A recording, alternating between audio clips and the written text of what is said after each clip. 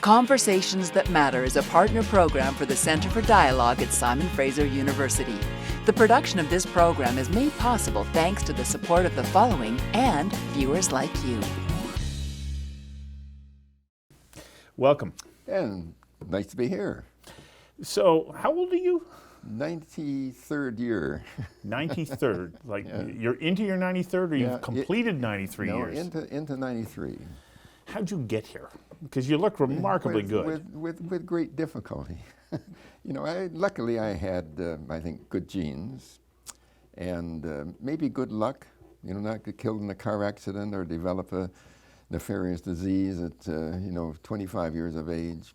So you need a lot of good luck to get there, and you need mostly in the 2016 good common sense, and unfortunately that's become an uncommon commodity. How come? Big time. Why? Well, because we've got three major diseases right now that is going to bankrupt the medical care system. Diabetes being one. Obesity being the first one. Ah. And obesity leads to type 2 diabetes. Yeah.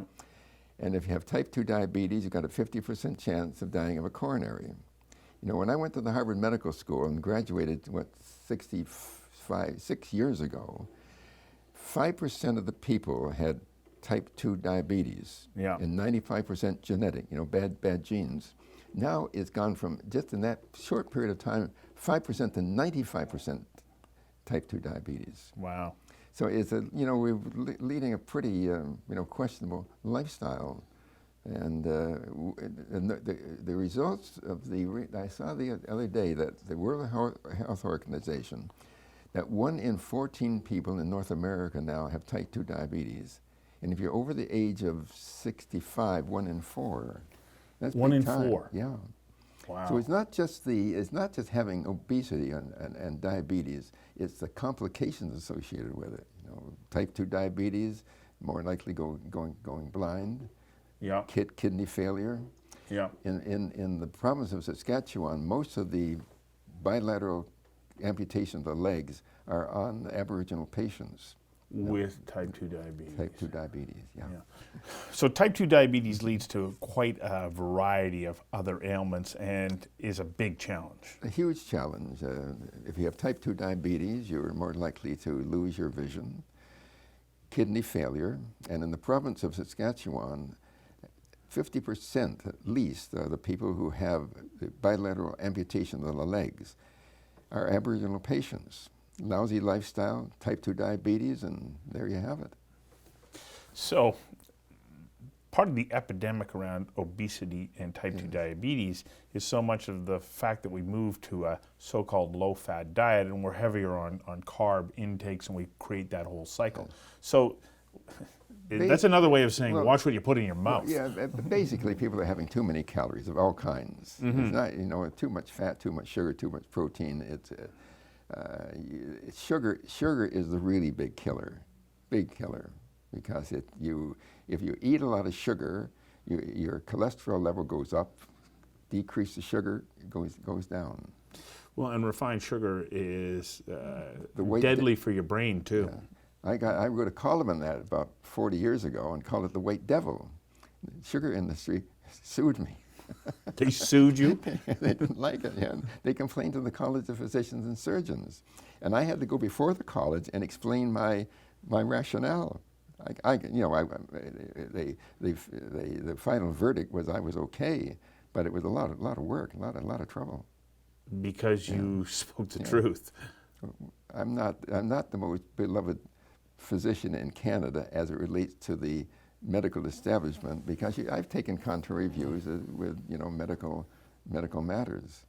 Do you think that the fact that you're a physician and surgeon contributed to your well-being, or did it not make any difference? It made a lot of difference. Yeah. But I think the main reason we're here today is because I interviewed Linus Pauling. Because of Linus Pauling? Yeah, the man who told us about why we need to consume vitamin C as a supplement. Right, and two-time Nobel Prize winner, so he was no dummy. No. I interviewed him about 25 years ago. Yeah. And the first thing he told me, which my esteemed professors at the Harvard Medical School hadn't told me, that animals have always made vitamin C And humans lost that ability by a genetic mishap, eons and eons ago. And it was his theory at that time that because vitamin C is needed for the manufacture of collagen, and collagen is the glue that holds cells together, that inadequate amounts of vitamin C meant inadequate collagen. And when your heart is beating 100,000 times every 24 hours, microscopic cracks occur in the coronary arteries, and that's where a blood clot occurs, and you maybe die. So I listened to him, but I didn't do anything about it. Because you would have been in your 60s then. Yeah, that's right. And then I had a heart attack at 74. And then I had the biggest decision of my life. Should I take my cardiologist's advice? And every cardiologist I had literally, interviewed over the years to take cholesterol-lowering medication. Well, that is the standard treatment in North America. Well, it's the be-all and end-all with the medical establishment. I decided that cholesterol-lowering drugs were a money-making deal. Every year, they make $30 billion from it. To make a long story short, I decided, against great advice of my physicians, to take vitamin C and lysine. So I started taking 10,000 milligrams of vitamin C, 5,000 lysine 18 years ago, and when they said I'd be dead in 2 years, I'm still here 18 years later. How many units of vitamin C? 10,000. 10,000. But in the meantime, that amount is too much. But I hate to change it now because I'm still around. But what do you mean it's too much? Because I hear people say, well, you shouldn't ever have any more than 1,000 milligrams, or depending on body weight and so on. Well, that goes back to a situation I ran into about 3 years ago. I read in an obscure medical journal that was a Dr. Sidney Bush in Hull, England, who'd done an interesting experiment as an optometrist. He was fitting people with contact lens, and he always was worried about infection underneath the lens. Can be very, very serious. So he was also a student of Linus Pauling. And he said, I wonder if I give 6,000 milligrams of C and 5,000 of lysine, what will happen? So, but the important thing he did, he took a picture of the back part of the retina, the only part of the body where you can see arteries and veins. And a year later, he took another photo, and during that time, he found out no infection. But the most important, monumental finding was that hardening of the arteries, or atherosclerosis, was fading away. Should get the Nobel Prize for it. It was a huge finding. So the first time in history, large doses of vitamin C and lysine can not only prevent hardening of the arteries or atherosclerosis, but can reverse it. So when I started taking 10,000 milligrams, that was long before I knew about this experiment. Why did I take 10,000? Because Linus Pauling was taking 20,000 milligrams a day and 5,000 of lysine. So I split it in half. And at that point, I was following 20 tablets of vitamin C and 10 of lysine every damn day, and they didn't like it. And I would have been doing that up until now if I hadn't ran into Preferred Nutrition, the president of Preferred Nutrition, who said, I think we could make a powder of that. And now I swallow 5 scoops of Medi-C Plus a day, and a lot easier, 2 in the morning, 1 at noon, and 2 at night. But that gives me 10,000. But really, I'm really taking about 4,000 more than I need. I got to get you to hang on for just 1 second while we take a quick commercial break. Okay. We'll be right back. Conversations That Matter is a not-for-profit program made possible thanks to the charitable support of the following and from viewers like you. Please visit conversationsthatmatter.tv and help us to continue to produce this program. So, okay, I understand vitamin C. Yes. Why lysine? Lysine what does it do? Lysine is an amino acid. And if you're building a house with concrete, you put steel rods in the cement to make the concrete stronger. The addition of amino acid like lysine makes the arterial wall stronger, so you get a double benefit. The combination not only keeps the arteries open from atherosclerosis, but it also keeps the arterial wall stronger. So if you have an artery in the brain, the artery is not going to rupture, causing a brain attack or stroke. Combination is important. Wow. Yeah.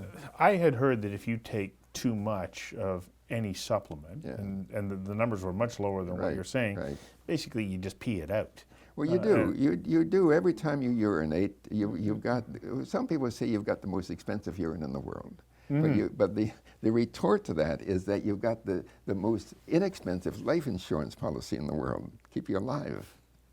The number of articles that I have read, however, that have said, oh, it's ridiculous to continue to take these supplements.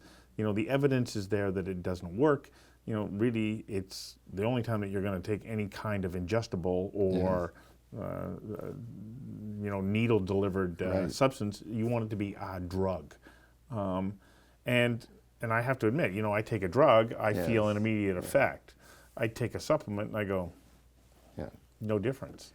So how, like, you may feel no different, but they're helpful. In other words, look, I spent all my life in the operating room being a surgeon. I'm not a naturopath. I was a surgeon who, in my practice, started to incorporate natural remedies, because things like, for instance, the North American population are deficient in magnesium. You get too low in magnesium, you get auricular fibrillation, or AFib. And I've cured many patients just by giving them excess magnesium, so that you don't get a immediate benefit for taking a prescription drug. But on the other, for instance, when you take vitamin C and lysine, it's not like taking Drano and getting your arms plugged, sinking. All of a sudden, the water is going away. It's a molecular process, so you don't know what's going on, but it's helpful for you. And if you take a picture of the back part of the retina and look at it before and after vitamin C, you don't have to be a doctor to see the difference. Major difference. Isn't that something? And remember, 100,000 people a year die of prescription medications.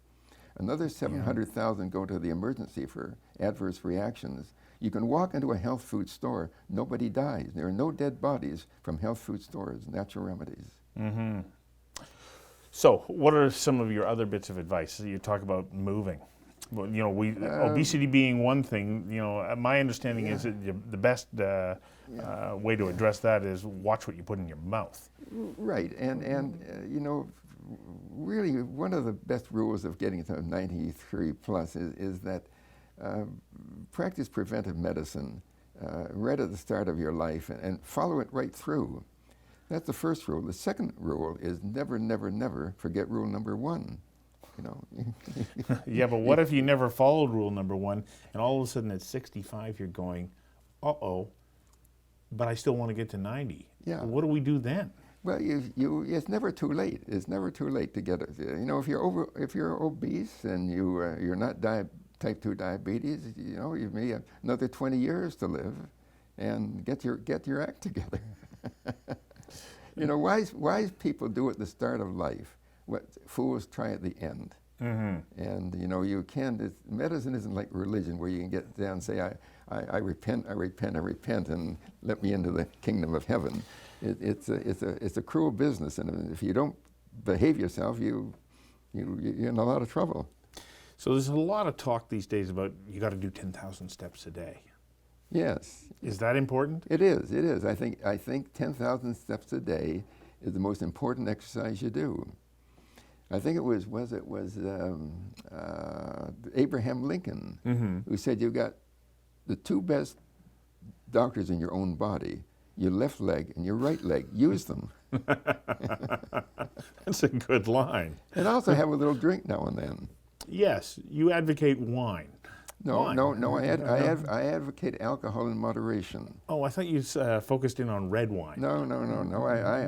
I was a sip surgeon for a while, so every night I have my little bit of rum and Diet Coke, and makes the evening news better, you know, when you have that. Okay, I have to tell you, my reaction to you saying that you drink Diet Coke is like, well, really? It doesn't have sugar. It doesn't have sugar in it. No, but it's got other stuff. Well, not as bad as sugar. I don't know. I have trouble with Diet Coke. You know, it was Sir William Osler who used to say, alcohol is for the elderly, what milk is for the young. Why? Why is it so beneficial as we age? Because there are 20 studies in the world that show that moderate drinkers live longer than teetotalers or alcoholics. And also, if you have moderate drinking, the HDL goes up. That's a good cholesterol.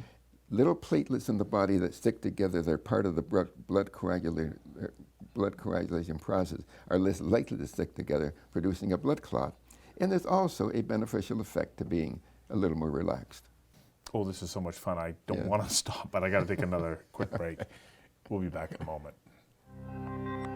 Conversations That Matter is a not-for-profit program made possible thanks to the charitable support of the following and from viewers like you.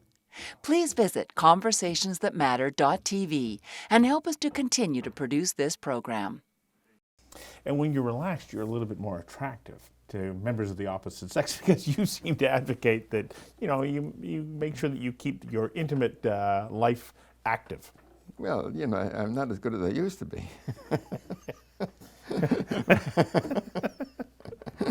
But, I'll take your word for that. But getting back, say, to walking, if you jog, if you have sex 3 times a week, over the course of the year, you lose 7,500 calories. 7,500 calories by having sex 3 times a week. Yeah. To lose 7,500 calories by jogging, you've got to jog 75 miles. Now, what's the choice? It's like, I leave it to you. Now you have to find somebody who wants to have sex with you. Yeah, that's true. That's for sure. Yeah. But there are other benefits as well. Are there not benefits from the intimacy that comes from bonding with somebody that way? I've always told my patients, sex is 5% of a marriage. It's the first 5%. Very important point. You're right. A lot of good bonding there. And it's a good, it helps you sleep at night too. Well, that brings up another topic. How important is sleep? I think it's important to get 7 or 8 hours of sleep a night. Yeah, that's been shown that on an average, people who get that live longer. And well, because it helps clear toxins out of your brain, doesn't it? That's right. And after a hard day, I think that most people, we live in a world now where there's a huge amount of stress, and a good night's sleep is good for you. You bet. What about weightlifting? As we age, how important is it that we continue to, hang on to the muscle mass that we have in our body? Extremely important. Otherwise, you get sarcopenia. In other words, your muscles waste away. And I had polio when I was in my last year of medical school, so I've had to be exercised all my life. Right now, I have to give up tennis, but I have 2 weeks at my computer, and after I read a column or during, I'm doing this all the time. The most important thing is weightlifting and exercising by walking. When you start to look at the consumption of red meat, yes, and the effect that it has on your health, yes, when it comes to diet, what? People go, what? You want me to give up my steak? Like, come on. There's very good evidence now that we always should be eating more vegetables, more fruits, and certainly less red meat, which has nitrites and which are carcinogenic to the large bowel. And there's a recent study that's come out that has shown that if you are constipated and not taking enough fiber, and that carcinogenic material is staying in contact with the inner lining of the large bowel, you're more likely to get cancer of the large bowel. I so much want to be like you when I'm your age, and I plan on being there. But I got to take one quick break before we wrap up. Okay. We'll be right back. Conversations That Matter is a not-for-profit program made possible thanks to the charitable support of the following and from viewers like you. Please visit conversationsthatmatter.tv and help us to continue to produce this program. What about fish? How important is fish as part of your overall diet? I have fish about 2 or 3 times a week. Omega-3 fatty acids, and fish and fruits and vegetables with less meat. The most important thing I do every day is step on the scale. Every day I step, even though I'm not overweight. You step on the scale every day. Why? Day. Because I want to make sure I'm not gaining weight. I have patients come to me and say, well, I know when I'm gaining weight because my clothes get tight. Well, by that time, they've gained 20 or 30 pounds. Mm-hmm. So that, no, the average stepping in the scale every day is more than likely the most important medical instrument relative to the MRI, the CAT scan, and all the other tests we do. Okay, I got time for one or two other tips on how to get to your age and be smiling and beaming the way that you are. Read my book. Oh, that's a good plug, yeah. When I told people that I was going to Yeah. have you on the show and what some of the very basic and easy to follow suggestions are, they go, I like that guy. Yeah, I think most of the feedback is positive. I've always believed in adding a little humor to medical practice because, you know, medicine is such a grim affair at times with cancer and heart disease and so forth. So in all the books I've written 9 now, there's always an element of a little bit of laughter because laughter never killed anyone. Okay, that's the general public, but the medical community, They don't like me. No, I'm a pariah for the medical community because I'm against cholesterol-lowering medication. I'm against most prescription medication. So why would they like me? And my life has been threatened about 3 times. Yeah. I carried a loaded revolver for 1 year of my life because of some things I'd written. No fun. No, writing about medicine is so don't become a medical journalist because it could compromise your longevity. Yes, life has been a little difficult at times because of controversial issues that I've talked about. I have one last topic, depression. Yes. Especially in men as we age. How big of an issue is that, and what do we do about really addressing that? It's a huge issue, but I think most people get depressed because they're not working hard enough. You know, they're not involved. They you know what, freedom at 55, what are they talking about? That's absolutely ridiculous.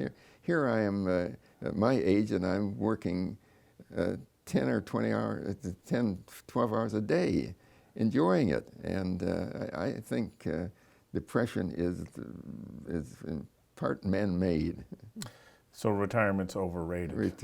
Way overrated. I think that I always tell, I either want to be shot by a jealous lover when I'm 95 or maybe retire 10 years after I'm dead.